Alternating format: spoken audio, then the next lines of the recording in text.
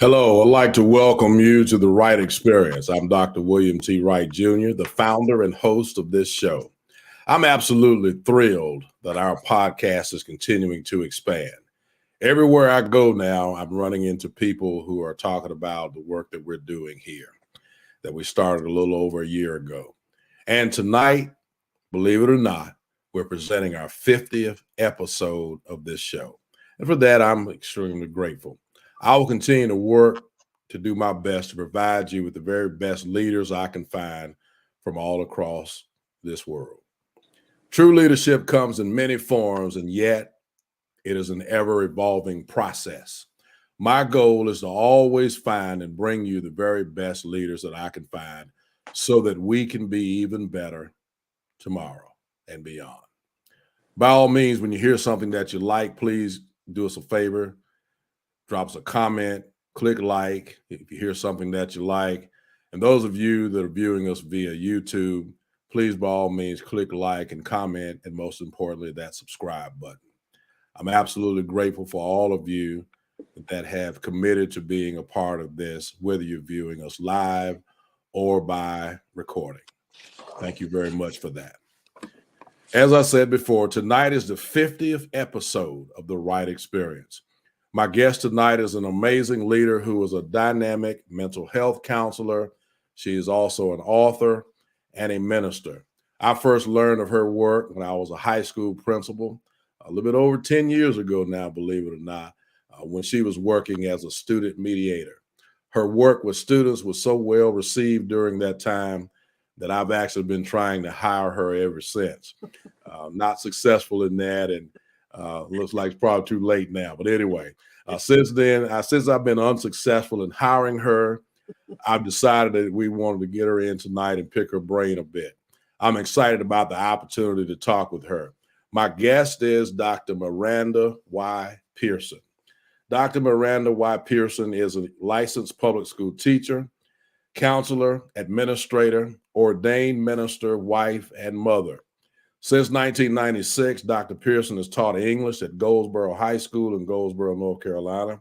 She served as a high school counselor as well as an assistant principal intern both at Princeton High School in Princeton, North Carolina, and a district administrator of at-risk services and mediator for Harnett County Schools. She is also the former North America provost at Bible Faith Global University. In June of 2015, Dr. Pearson left the public school system to start her own private practice, and she is currently the owner and clinical director of Divine Appointment Counseling Services, PA, with one location in Benson, North Carolina, and one location in Goldsboro, North Carolina. And I've just learned that she's going to talk to us tonight about another location that's soon to come. She is a licensed clinical mental health counselor supervisor, a licensed clinical addiction specialist associate, a national certified counselor, a board certified coach, a certified sex offender treatment provider, and a board certified telemental health provider, as well as a master addictions counselor. Dr. Pearson earned her BS in English from Radford University in Radford, Virginia, her MA in Christian Counseling from Hendersonville Baptist Seminary in Camilla, Georgia, her MSA in School Administration, and an MS in Counselor Education, both from East Carolina University in Greenville, North Carolina, and a doctorate in Human Services from Capella University with a specialization in counseling studies and a specialized certification in substance abuse counseling and contemporary theory of addictive behavior.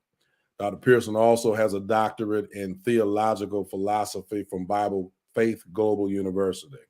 Her doctoral dissertation is entitled A Phenomenological Study, I should know that because that's in mine, of absentee African American fathers. Dr. Pearson is currently the clinical director at both locations of Divine Appointment Counseling Services, PA, as well as she is a mental health consultant and ELA consultant at Embassy Innovation Academy in Farmville, North Carolina. Dr. Pearson also authored and published her first book entitled Sit Your Black ASS Down, A Parent's Guide to Preventing African American Boys from Becoming Another Social Statistic. Get your minds out of the gutter in public schools. As well, she co-authored Voices from the Edge, an anthology with several other authors chronicling their individual experiences of 2020. And last but certainly not least, she is a pastor at Selah Empowerment University's Ministries Incorporated, a fervent wife to Robert Lee Pearson, loving mother to Joshua Andrew Pearson, an encouraging sister, an inspiring mentor, and devoted friend to many. And her favorite scripture is Romans 8:28. And at this time, I'd like to welcome my friend, Dr. Miranda Pearson. Well, hello, and thank you for having me on tonight. Sometimes when Absolutely, I my hear pleasure. sometimes when I hear that bio, I'm like, who are they talking about? That's all you. That's all you. And I'm certainly glad to have you here. Been looking forward to the opportunity to have you be a part of the Wright experience. Certainly proud of you. I think it was, I don't know, 11, 12 years ago now when we first met Yes, sir. at the conference room at Western Yes. High School. And Yes, sir. you did some intense counseling with some students who needed your help. Yes, sir. That's the way we're going to say it on this podcast. But I will never forget those days. I sure Yes. won't. So thank you for being a part of this. And Dr. Pearson, we want to get right into the questions tonight. Sure. Please talk to us about your work as a licensed mental health counselor and how you're serving families on a daily basis. So thank you again for having me.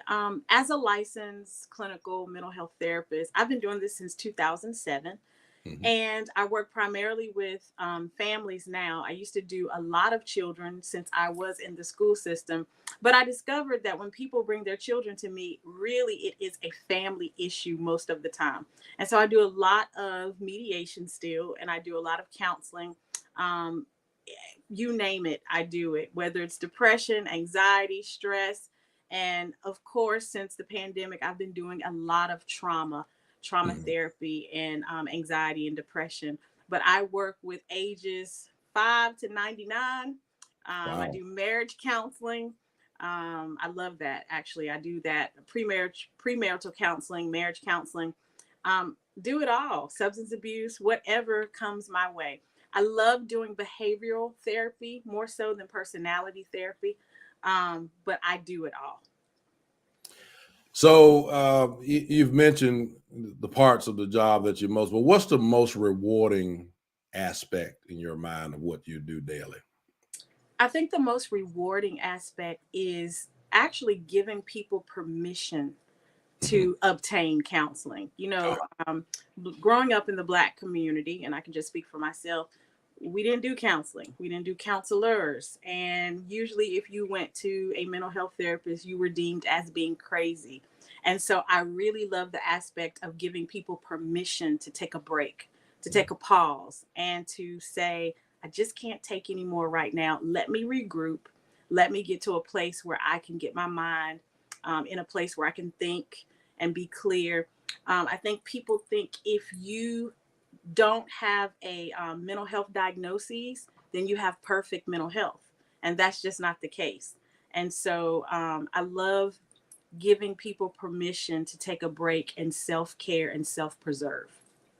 Because it's not, it doesn't mean anything is quote unquote wrong with you because Absolutely. you do that. That's right. Yeah, it's just Absolutely. a matter of us being smart enough to seek help and seek guidance and seek wisdom, and that's so important for all of us as adults Yes. to be able to, as you say, give yourself permission to do so. Thank you for sharing that. Yes, sir.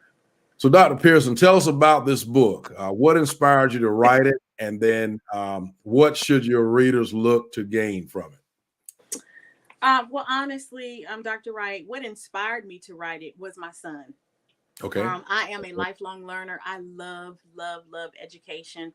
And I've always envisioned that when I have children, you buy all these books like my mom did, and you read to them, and everything's about learning and fun and maps. And from day one, kindergarten, that is, my son absolutely hated school. And Wow. so, as an educator and as a lifelong learner, that broke my heart. But what I think broke my heart the most was that it wasn't until I had my own brown boy Hmm. that I became most compassionate about what was happening in classrooms all over. I've been in 3 school districts: Wayne, Johnston, and Harnett. And the consensus was the same, that our black and brown boys were falling through the cracks. Sure. And it wasn't necessarily because they were slow or they couldn't comprehend. A lot of it was that some of our teachers were not culturally relevant. They didn't have the cultural competency to handle what was going on with our children. And so I guess because of my brown boy and the experiences that I had with him, I was very frustrated as an educator, but I saw it in a different light as a parent. And so I really wanted to empower parents as to how not to allow your African American son to become another social statistic. I Wow. was actually doing a teacher observation in a classroom and watched a teacher ignore a brown boy who Hmm. was busy. He was busy. I mean, he was everywhere. And there were also other children of other ethnicities that were busy, and Hmm. she seemed to really hone in on him and was really on him. I mean, it just the way that she kind of attacked him, and his response was not great. He threw his chair down, he got up, he made a scene, but she really provoked him. And Hmm. at that moment, I volunteered to walk him to the office, because yet again she's sending him out, which he really needed to be in the classroom, and I wanted to be an advocate for him. And I just decided that maybe I would be more of an advocate to brown and black children if I were not in the school system like that. And so I did write the book and decided that, maybe it's time for me now to do my private practice full time, because I was doing both. I was working full time in the school system and practicing counseling in the evening, and all of my Saturdays were spent counseling people. And so that was really the tipping point for me. Right. Yeah. And it's worked out so well, and we certainly more so than ever now in 2021, 2022. It is Yes. we need folks like yourself that are authentic and trying to do the right thing for our children, Yeah. because we know that there is a crisis with students in general, but certainly students of color, Yes. and we need so much help now. So thank you for that service and that work that you're doing. Yes, sir. And so let's talk about some stuff that's going on in public school districts now. School districts, as you can imagine, I'm sure, Mm-hmm. continue to struggle with addressing mental health challenges from students and staff Mm-hmm. that was certainly in place pre-pandemic. Certainly not saying that, but seem to have, as I said to someone today, just today, they've increased in frequency Yes. and intensity during and post-pandemic. Even if we're really post-pandemic, yeah, that's kind of I don't know about that one, but anyway, Right. yeah, sure. But what steps should we take, Dr. Pearson, in your opinion, to try to work through this dilemma? What do we need to do better? Um, Definitely support our teachers, I think, first and foremost, and not saying that we're not supporting our students, but what I found during the pandemic, having worked with 3, 4 school systems, is that we have what's called compassion fatigue.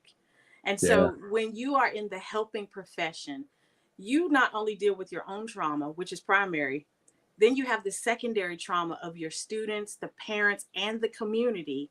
And then you have the stress of the job. So Mhm. just imagine, pre-pandemic, you had the stress of the job and your own trauma or whatever it is that you were dealing with at your house. Now comes the pandemic, and you're now dealing with students, keeping them safe. You're teaching to a computer. You've never had to do that before. And you are dealing with the grief of maybe losing people in your family or in your community. And so, coupled together, all of that equals compassion fatigue. And so, Sure. you're giving people the rest of you and not the best of you. And so, I think a big support to our teachers is maybe to have people on staff or in the central office area or somewhere on a campus that they can actually go and release or Mhm. Mhm. they have what's called EAP, and so that's the employee assistance program. But even that's not enough. I think if teachers had the support on campus or maybe in their schools, it would be great. I think we need to do more supporting parents. Mhm. um, I know it's hard. I know when I was a teacher, it was hard getting parents to come to PTA. It was hard getting them come to pick up report cards. It was hard getting them to come to a conference. So I don't really know the answer as to how to get them to come into the classroom, but they certainly need the support, the mental health support more. Our students definitely need the support. I know when I was a guidance counselor, you're talking about one guidance counselor to like 400 students. It's impossible. I mean, you cannot satisfy the needs of everybody with one person per 300, 400 students. And so we need more people. And I know that's singing to the choir Sure. when people are leaving this profession at enormous amounts, but we really do need to support them in the area of mental health. I don't know if that's more breaks or planning or more team effort. I don't know the answer to that, but I know that my job for the last 18 months has been to support them. Um, Superintendents have called, districts have called, and they are allowed to just vent, get it out, grief therapy, whatever. And so I've tried to be that support to them as well as students. I just got a contract with Head Start in Cabarrus County. That's in the Charlotte area. And so I'll be going there monthly to assist those teachers, which is, that's daycare, preschool, and assist those families and those children there. So hire more mental health consultants. There you go. But it starts there. You Yeah, mentioned daycare and pre. I mean, yeah. we're seeing challenges even at that age group right now, aren't we? Absolutely. And we Yeah. have to employ, I guess, parents or give them more tools to put in their toolbox to help with behaviors and social emotional learning and communication skills. Like it just really starts there. And I know we focus on academics, but I Right. think there needs to be a focus even at the preschool level on how to help your child communicate more effectively, how to help them be more emotionally intelligent, how to have help them have a true identity of who they really are. And so I think it starts there. Okay. Great. Yeah. So Dr. Pearson, I know you're a woman of faith. I've seen some excerpts of some of the messages on Facebook and all of that, and you didn't know that that I've tuned in and No. watched some of the run around. No, we didn't know that, but but Oh uh, no. but but Dr. Pearson, in what ways has your faith impacted the work that you do daily? Wow. Oh, wow. That's a loaded question. As a believer, the Hmm. scripture states that only what you do for Christ will last. Sure. And so I've made a conscious effort and commitment to God that whatever I attain as far as an accolade or a degree or a certification, that it all belongs to Him. And Sure. I do realize, as a believer, as a minister, as a preacher of the gospel, I don't have to necessarily always do that in the pulpit. And so I do realize and understand and know that I've been called to the mountain of family and called to the mountain of education, and called to the mountain of religion. And I can be just as effective in the marketplace as I am within the four walls of the church. And so I am relieved that I get to spend the next 50 years of my life. I'll turn 51 in April, All but the right. next 50 years of my life, just empowering people and still spreading the gospel by being the gospel. I don't necessarily have to beat people over the head with the Bible. I come in love because that's Jesus. He lives in me. And so I'm really excited and grateful that I get to do that as a believer and as a person of faith. And so, my job is to equip people and to teach them uh, by my character who Jesus is. And I'm a teacher at heart, and so I absolutely love what I do. Everything, all of it. Outstanding. I love it. I love it. That's a good message to those of us who want to give more and maybe have not gotten the opportunity to man a pulpit. That doesn't Yeah, mean you can't still do the work that you need to do absolutely. in terms of Christianity and moving forward. So that's great. Thank Absolutely. you for that. Yes. What advice would you give to someone who aspires to be a mental health counselor that might be watching us? Woo. I would I would encourage them to examine their why. Okay. I think a lot of people go into mental health, and mental health is the buzzword right now. Right. Trauma is the buzzword. I find that a lot of people go into mental health because they don't have divine mental health. They are looking to fix themselves and really have a tainted lens. They do a lot of projecting what they feel and how they are onto other people, and whatever their issues are, they want to save the world through their issues. So I would really tell people to examine their why, and to make sure that you are mentally okay before you start trying to play with other people's lives in that area. As well, I have a lot of young people who come to me, and they'll say, I'm going to school and I'm going to major in psychology. It's important for you to know what you're going to do with a psychology degree. If you Hmm. go to school and you have a bachelor's in psychology, there's not really a lot you can do with that unless you go further and get your master's and get some certification in that. Um, then I have a lot of people, especially in where I live in the Wayne County, Johnston County area. It's rural as well.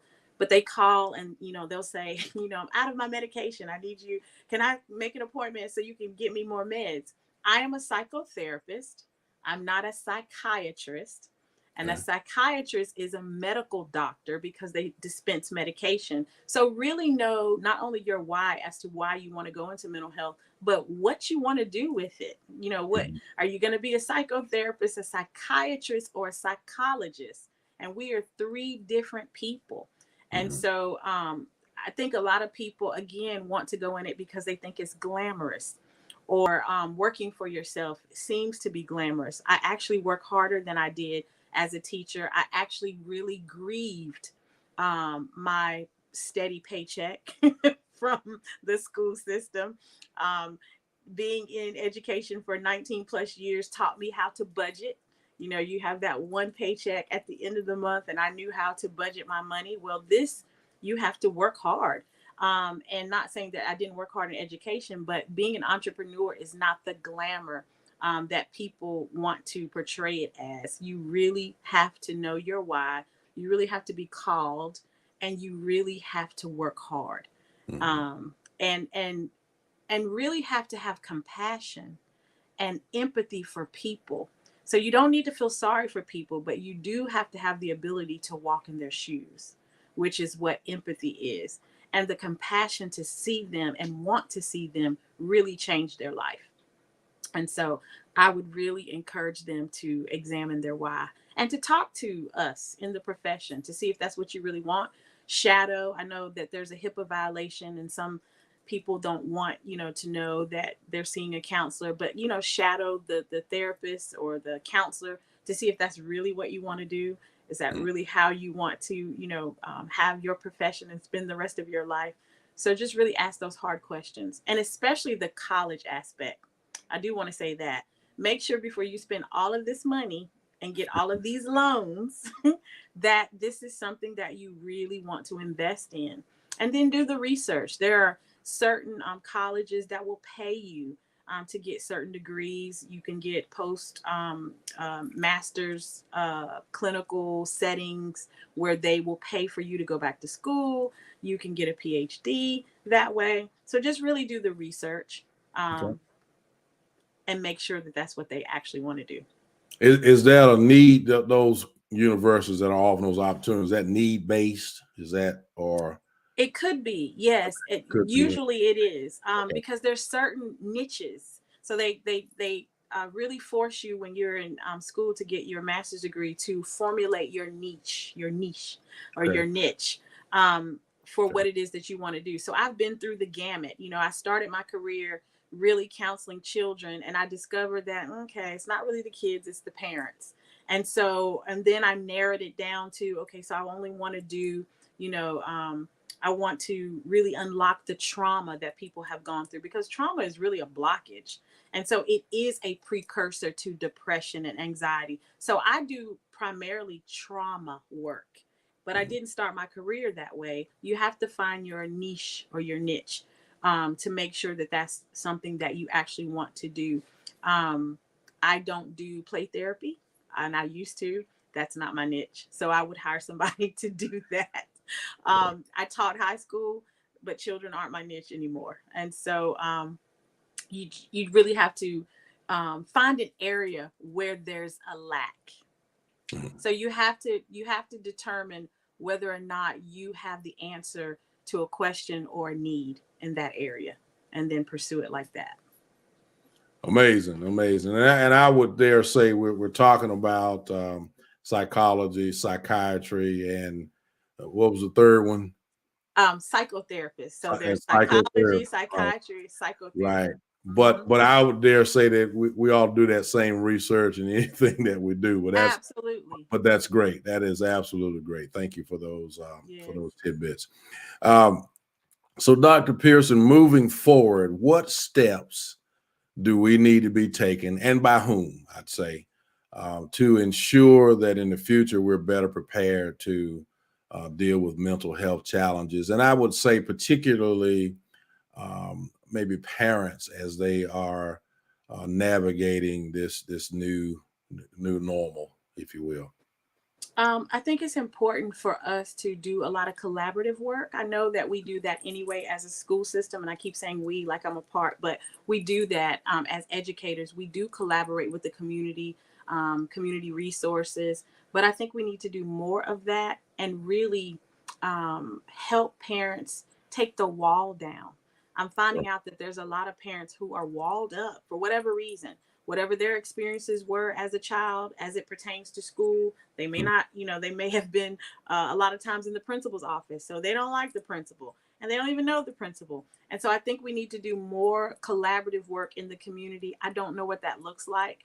I know that when I was a teacher, I got my roster in the summer and I started knocking on doors. Everybody's not like me. I don't, I rode the bus to make sure I knew where my students lived and where they were going to be dropped off. There's a lot of teachers out there that say, hey, you don't pay me enough to do that. So I think the answer is to come together and to collaborate more so we can have and build trust. I think there's a lot of distrust sometimes, especially with parents.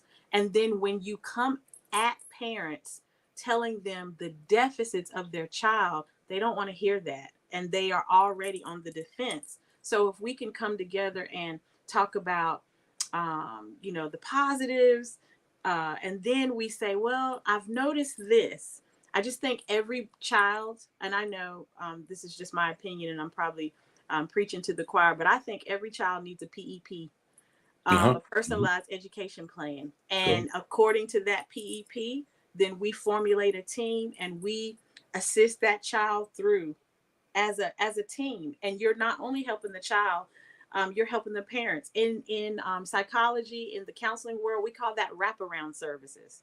That's right. So no one feels that they're alone, and they don't feel like, well, nobody's helping me or nobody's explaining this to me, and I just come to the school and I just sign a bunch of paperwork. And some of the things that we deem behavioral is mental, and some of the things that we deem mental is behavioral. And you have to have somebody on the team that knows the difference. That knows the difference and can clearly explain it to us, isn't that right? Yes, yes. Absolutely. That's And great. to get to the parents what they need as far Sure. as resources, and some help. Absolutely. So, Dr. Pearson, is there anything else that I have not discussed that you would like to share with our audience at this time?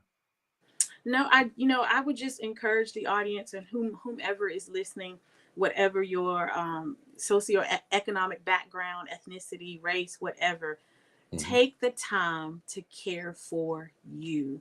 It is so important that you take care of yourself, because you're the only you that you have. And so if you need to take a pause, we used to call them mental health days.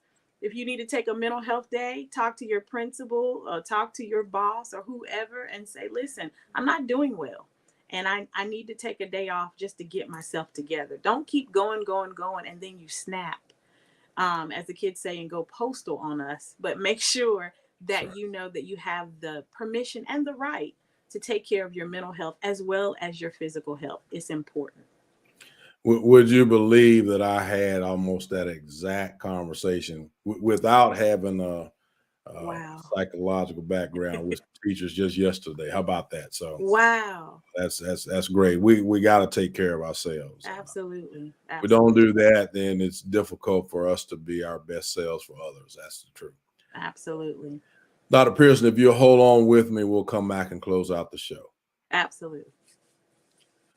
My next podcast is going to be next week, March 31st, 2022 at 7 o'clock p.m.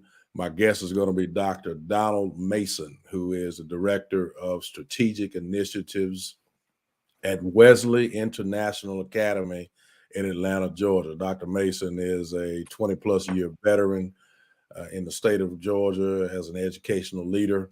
We're looking forward to the experience of learning from Dr. Mason's successes. That'll be next week, March 31st, 2022, 7 o'clock p.m. And we're looking forward to having you be a part of that podcast as well.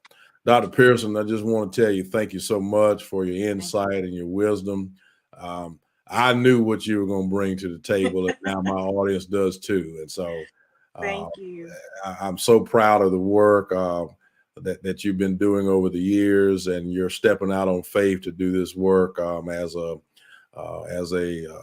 business person, and the expansions that are coming and all of that. Just so very, very proud of that, and I'm glad that I know you. I'm glad that I know excellent people like yourself, and just keep up the good work and keep helping us all be better in the future. So thank you. Thank you. Thank you for having me. Thank you. You're welcome. And to the Wright Experience audience, thank you for watching, and good evening.